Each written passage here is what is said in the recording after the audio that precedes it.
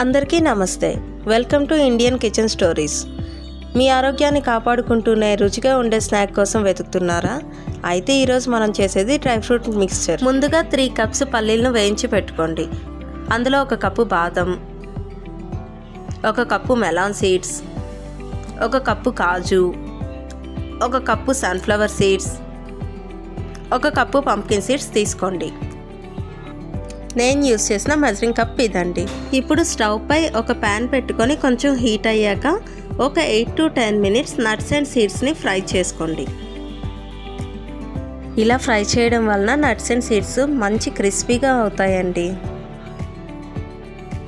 Fry చేసుకున్న వాటిని వేరే బౌల్లో తీసుకొని ఇప్పుడు అదే ప్యాన్లో 1 టీ స్పూన్ ఆఫ్ గీని తీసుకొని బాగా హీట్ చేయండి.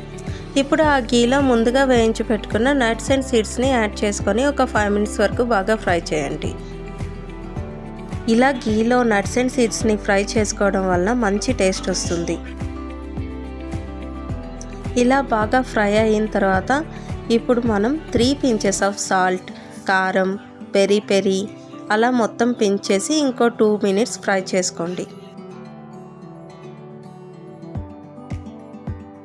ఇలా టెక్స్చర్ వచ్చేంత వరకు ఫ్రై చేసుకోండి. అంతే అండి, simple dry fruit mixture ready అయిపోయింది. ఇలాంటి ఆరోగ్యంగా ఉండే మరిన్ని వంటకాలు త్వరలో మీ ముందుకు తీసుకొస్తాను. ఈ వీడియో మీకు నచ్చిందంటే ఒక లైక్ వేసేయండి.